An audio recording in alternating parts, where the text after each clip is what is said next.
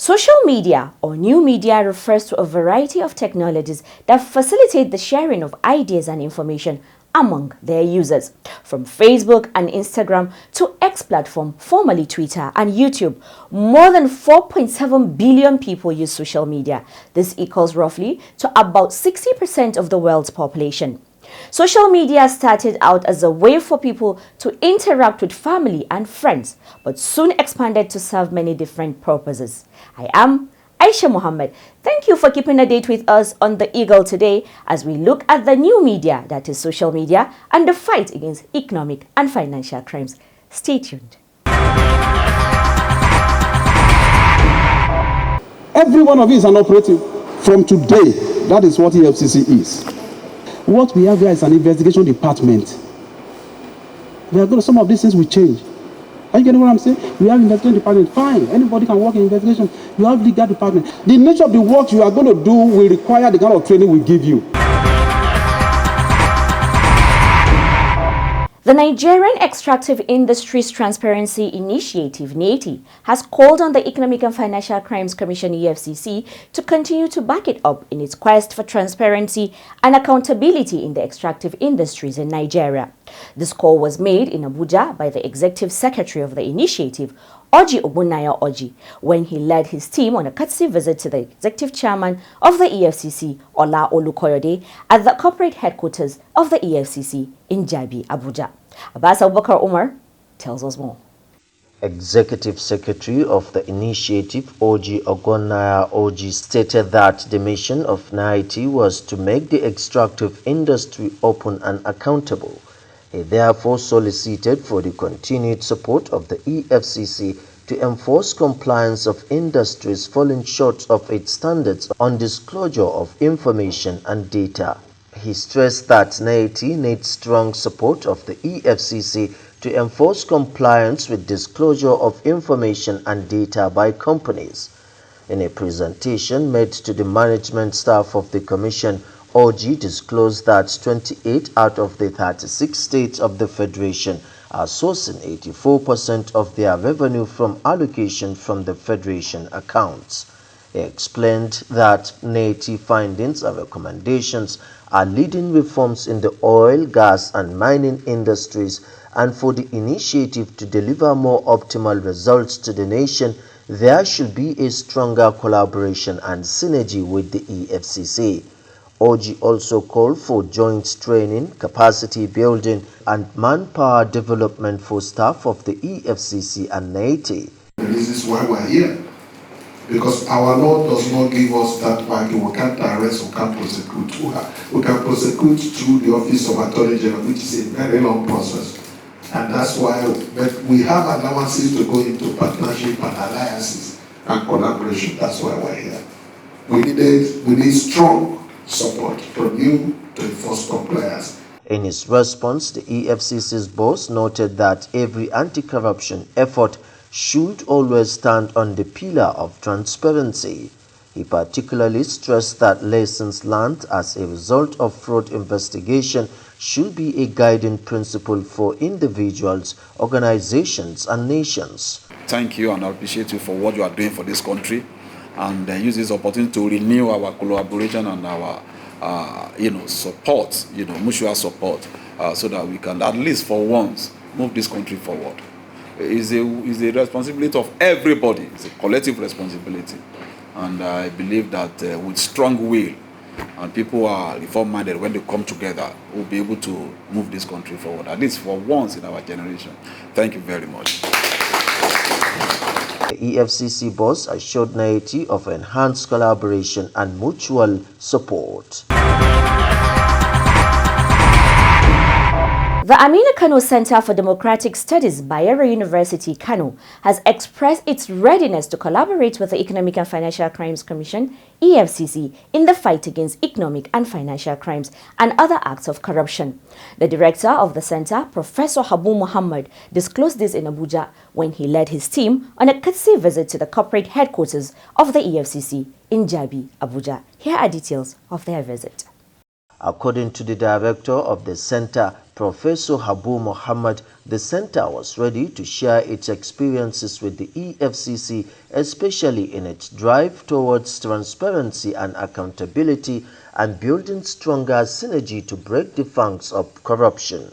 He stated that the purpose of their visit to the EFCC is to share experiences and to tell the good stories of their performances in the discharge of the mandate of their project and to solicit support and partnership.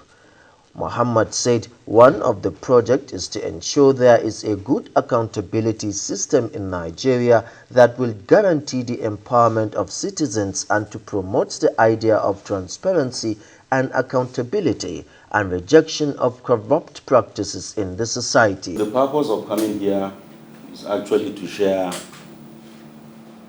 experiences, learning experiences, one, and also to tell you the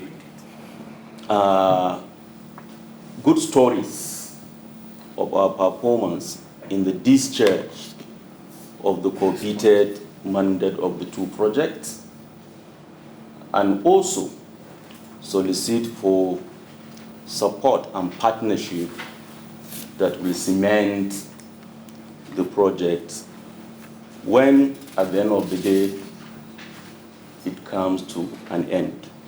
Responding, the executive chairman of the EFCC, Ola Olukoyede, represented by the secretary to the commission, Muhammad Hamajoda, said the commission was willing to partner with the center in the pursuit of its goals, stressing that the EFCC was established to fight all forms of economic and financial crimes in the country.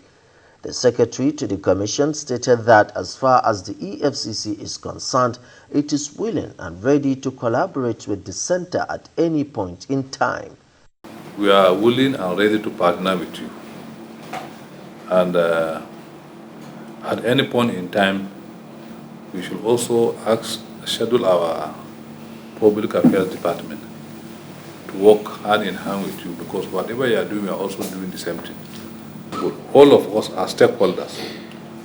We are all stakeholders in fighting against corruption. Also, the Director, Administration and Human Resources of the Commission, Femi Gbarufu, reminded the visitors that fighting corruption is not for the EFCC alone and urged other organizations and Nigerians to come on board, because the more people are involved in the crusade, the better.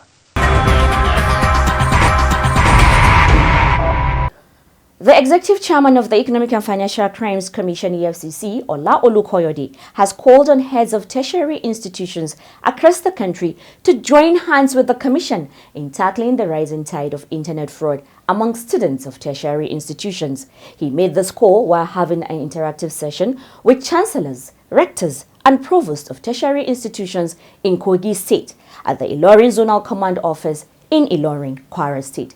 Here are details of this engagement. Olukoyede, who spoke through the EFCC zonal commander in Ilorin, Michael Nzekwe, said that the engagement was in furtherance of their meeting earlier held in May 2023 in Kwara State as part of the proactive measures by the command to checkmate cybercrime in the state. The EFCC boss called on authorities of tertiary institutions to put in place measures that will discourage students from indulging in crimes. He also admonished parents to be more committed to the moral upbringing of their children in schools in order to strengthen the prevention agenda of his administration, and stressed that the Commission can achieve the task of ridding the country of corruption if every institution gets involved and actively participates in the fight against the menace. He charged higher institutions to endeavor to change the current negative narrative regarding the quality of education in Nigeria, because a corruption-free Nigeria is possible if every individual is proactively and sincerely involved in the fight against corruption. Deliberations were also made on the causes of corruption, its effects on students and the society, including preventive measures to adopt in curbing corrupt practices in tertiary institutions. Responding, Vice Chancellor of Confluence University of Science and Technology, Osara, Professor Salau Sadiku, lauded the initiative of the EFCC. He urged the Commission to work harder to incorporate anti-corruption courses into the school curriculum and taught at all levels. Professor Sadiku stated that the youth of today are involved in many vices that are capable of ruining their lives permanently, and prayed all hands to be on deck to help the student focus on their studies and desist from all forms of cyber crimes. Similarly, Rector Kogi State Polytechnic Lokoja Dr. Salisu Usman and Provost College of Education Okene Dr. Omar Hassan stressed the need for the introduction of anti-corruption watchdog as part of veritable measures to checkmate cybercrime on campuses. In the same vein, Rector Federal Polytechnic Ida Dr. Yahya B. Usman urged the EFCC to strengthen its intelligence gathering mechanisms in schools, calling on the authorities of schools to enter into a memorandum of understanding that will form an anti-corruption board, which will become a prerequisite for admission of students. Provost College of Education Technical Kaba Dr. Victoria Jagboro highlighted the role of parents in enforcing guidance and counseling both at home and in schools. She called for attitudinal change, especially on the part of students and parents. She concluded by urging the EFCC to liaise with regulatory bodies to develop contents for anti-corruption courses in tertiary institutions. Abbas Abubakar Umar reporting for the EU. The media, including social media, has an important role to play in the fight against corruption, as it can demand accountability and transparency from the public and private sectors. In many countries, the media confront unethical people or practices and may often be the catalyst for a criminal or other investigations. Our interview segment is focusing on the new media and the fight against economic and financial crimes. Golden Aura is with the head Public Interface Unit of the Public Affairs Department, EFCC, to take us through the topic of the day. Over to you, Golden. According to former President of France, Jacques Chirac, if our language, our programs and our creations are not strongly present in the new media, the young generation of our country will be economically and culturally marginalized. On this premise, the EFCC over the years has leveraged on the various advantages of the new media in propagating its preventive mandate. Today we will be looking at the new media and the fight against economic and financial crimes. I have with me the head of the Public Interface Unit of the EFCC in the person of ACE1, Tony Orilade, to discuss this topic. You're welcome to the program. Thank you. When you talk about the new media, what is the new media? The new media is talking about means of mass communication. When you talk of the new media, you're talking of media that has to do with digital technology as against the traditional media, which is what we know as the old media. When we talk of the new media, we are talking of things like online forum, the website, the internet, and also the social media. All of these constitute what we today know as the new media. And like I said, when you talk of the new media as against the traditional media is talking of the print, the electronics, that is the newspaper, the magazines, the radio, and the television. But today, what we have is new media, where you talk of online forums, you talk of blogs, you talk of the website, internet generally. That is the new media. Against the backdrop of the traditional media, how would you rate the popularity and the impact of the new media? In the society today, the new media is very impactful. Just like I said earlier, as compared to the traditional media, where you have to get this information, process the information before it is served to members of the public, which in most cases it takes hours. Today, the new media is sourced. In the new media, information is sourced, processed, and served to members of the public on the go. There is no time loss. There is no vacuum. Between the time the information is sourced and the time the information is served to members of the public, that is the target audience, there is no time loss. So it is very impactful. The information, the message is processed and it is served immediately. So the issue of taking hours or taking time to process, to edit and do all of that as it was in the days of old, it is not so with the new media, or what we call the social media. There is difference between the new media and the social media is a fallout of the new media. You want to use the word interchangeably. No. New media is encompassing, all encompassing as against social media, which is just an arm, social interaction. New media constitute of such as the internet, blogs, online forum, website, and all such internet-related media, as against social media, which is just social interactions. And you have platforms. In Nigeria, what we are very familiar with when we talk of social media is the Facebook, what was known as Twitter before, now X, Instagram, and the YouTube. So these are means of social interaction between families and friends. Unlike the new media, where it is for business interaction and it has wider audience. How has the Commission deployed the new media in the fulfillment of its mandate?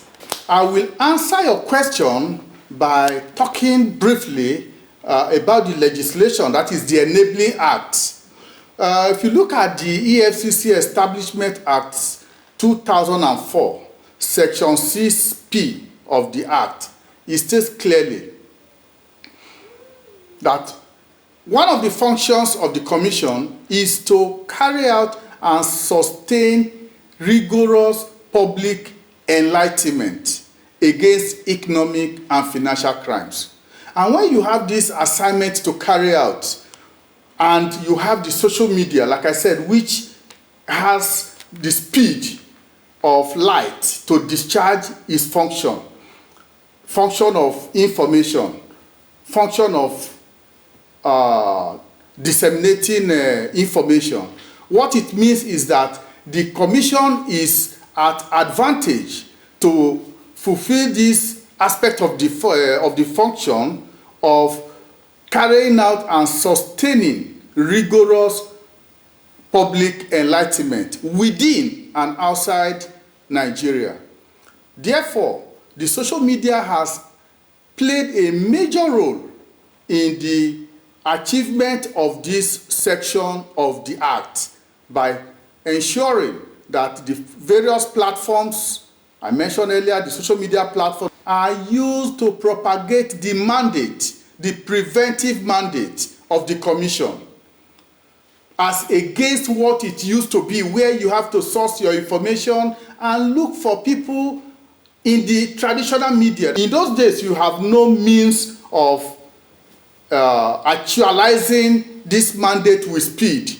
But today, with social media, that is Facebook, Instagram, X, the YouTube, and the website, the online forums, you are able to push out your messages, you are able to send out sensitization information on the preventive mandate of the commission without any clog, without any obstacle.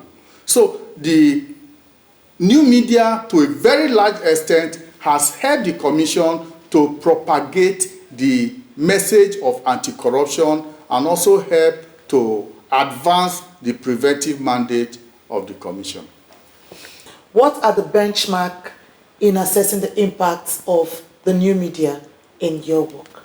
Cumulatively, we have followers on this platform put at about 5 million.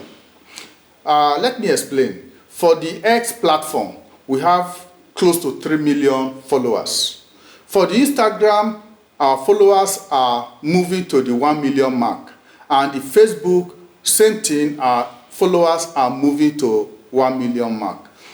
Put all of this together, you have about 5 million audience, people you are talking to all at the same time.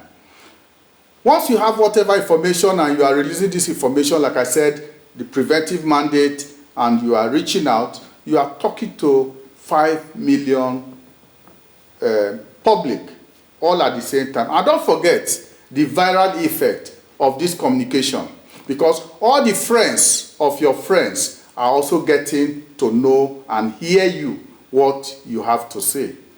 Again, the interactive advantage of this platform is one thing that the commission is proud of, because people there are able to talk to the commission and the commission is able to get back to them, with that speed, without having anybody to come in between.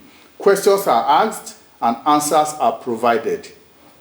That is the feedback mechanism of this social media interaction. And it has been very impactful, where the commission is talking to about 5 million people, and the viral effect of these followers all at the same time. Again, I would say it is no mean achievement. Every process has its challenges and its risks. Considering the challenges and risks of the social media, how does the Commission mitigate such risks?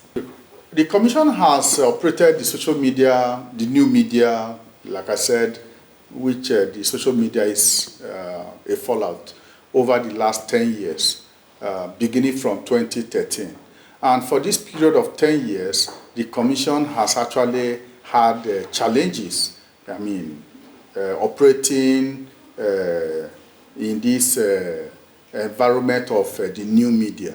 And the Commission has been able to surmount these challenges. I will explain. Misinformation is one major challenge. Thank you very much. You've really done justice to the topic. But just before we go, what are your last words? And for the avoidance of doubt, can you reel out the Commission's official social media handles? Like my chairman has always said, the Commission cannot do it all alone. We need the input of everybody to rid Nigeria of economic and financial crimes. You see something, you say something, and be assured the EFCC will do something. You can say something by reaching out to the Commission through these social media handles we rolled out earlier. The address is very simple, at official EFCC. At official EFCC on Instagram, at official EFCC on Facebook, at official EFCC on X. Once you log in, you are there with the EFCC.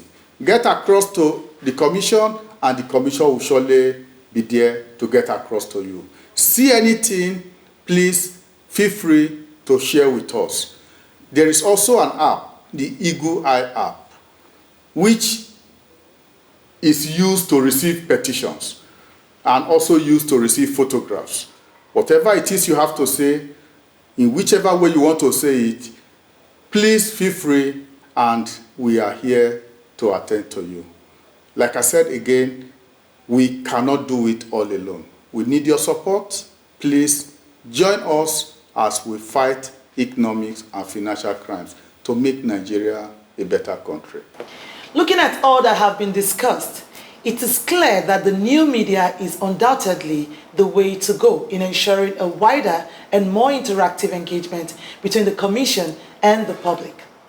Why not take advantage of the various platforms of the EFCC to reach out to us for complaints, inquiries, and suggestions?